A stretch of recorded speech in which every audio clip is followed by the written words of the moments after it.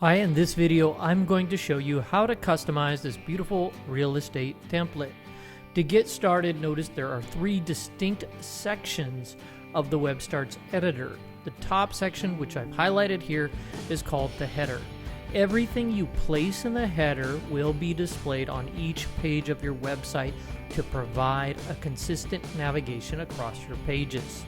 Scrolling all the way down to the bottom, I click on this section here, and this is called the footer. Just like the header, anything that you put in the footer will be displayed on every one of the pages of your website. Now, the section in the middle we call the body, and that's everything else on the page. Let me show you how to get started by removing this logo. This logo's in the header. I click to select it, and then I click the red X to delete it. You can also do that by pressing the delete key on your keyboard. I want to replace that logo with a profile pic, so I've already uploaded one to my file manager, which is accessed by clicking on the insert image icon. I click on the profile photo that I'd like to add to my page and click insert file. Like all elements, I can drag and drop this photo wherever I would like it to appear on the page. I can also use the handles to drag and resize the element. For this demonstration, I'm going to be changing this square photo into a circular profile photo, and I do that by selecting the element, clicking on the design brush, and then choosing the circular option. I can then place this element into my header, and it will be displayed on each page. The element won't be in the header until you see this little green highlight like you do there. Now you can adjust the height of the header, and to do that you can either use this dragging option, or you can click on the header itself and resize it by value. For this demo, I'm going to make the height of the header 120 pixels. I'm also going to use these pink guidelines that briefly appear to center my elements within my header. I'm ready to add a little bit of text, and I do that by clicking add and choosing text, and then the size of text that I'm likely to use, and I chose paragraph medium. I click on the pencil icon to edit the contents of the text box, which I'm then going to fill just with the name of this person, and I'm calling her Debbie Brown. I then resize the text box and position it next to the photo. I want to duplicate that text box and add a phone number to it, so what I do is, with the text box selected, I click on the duplicate icon on the toolbar. Just like I did before, I click on the pencil icon and I edit the contents, and this time I'm going to be entering a phone number. Clicking out and moving down my page, I find some other things that I'd like to change about this site. For example, I'd like to remove these images, so I click on them and click the red X to delete them, but that leaves a big open white space on my page. I click here because I know that this is a strip, and I can see there's a handle attached to it. I drag that handle up the page in order to move it out of my way.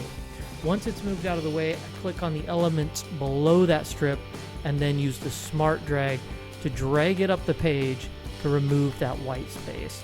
When you use the smart drag handle, which is that black handle, all of the elements below it will be automatically dragged or drug up the page.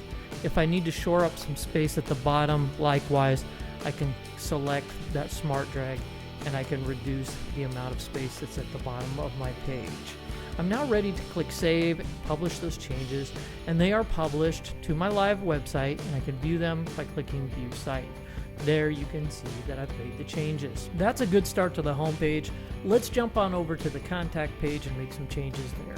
One of the most important things you'll need to do to your contact page is update both your map address and update your form to transmit the information that's submitted into it to the right email address. To do that, select the form and then just delete the form altogether. Confirm you want to delete it. Go up to Apps, click on Form Builder, and choose the fields that you'd like to ask for in your form. Click on Form Settings and make sure that the email address that's entered under the Send Form Submissions To field is your email address. If you ever miss a form submission, there is a place in here where you can run a report and see who submitted what when, but since I don't have any submissions, you don't see that. Click Insert Form, and that's added to your page. You might have to do a little bit of resizing, just like this here, and a little bit of dragging and dropping to position it exactly the way you want. You can do the same thing with the map. Click on the map, click Edit Map, and then enter the address of your business, and then click Update. The map will be updated. When you're ready, like always, click Save, and those changes are published to your live page. So we're done editing some of the home page and contact page. Let's jump over to this properties page. On the properties page, we have some properties that we're featuring, and you can easily change the photos and the content of these featured properties just by double-clicking on the photo and then choosing another photo that you'd like to replace it with from the file manager. You can click and then edit the contents of any one of these text boxes and enter whatever description that you would like, just like I showed earlier on the home page. When you're ready, of course, like always, save those changes and move along to the next thing, which I'm going to go to the services page. On the services page, I know that a lot of realtors like to have a search for property, so I'm going to add that to this page. To do that, clear a little space by deleting these images and these text boxes that I really don't care for too much. And this can be a little tricky. You need your IDX URL, and if you don't know what that is, then you need to get that from the MLS. For this demo, what I've done is I've gotten an IDX URL from a different realtor, and I'm now going to use that to enter or create a search form on this page. I do that by clicking Apps, iframe embed, and then I paste the IDX URL into the field provided and click OK, and I can then drag and resize my IDX search box, and now I have a search on my page. I can also, let's see, shorten that up so it doesn't quite look that way. Now when I save and I view that on my live website, you'll see that I can do a property search. So in this example, I'm going to search for a property. Whoops. Okay, enter the zip code in the right field. And click search. And then you see those properties pop up. And somebody can do a search on your page. Well, that's it for customizing this beautiful real estate template.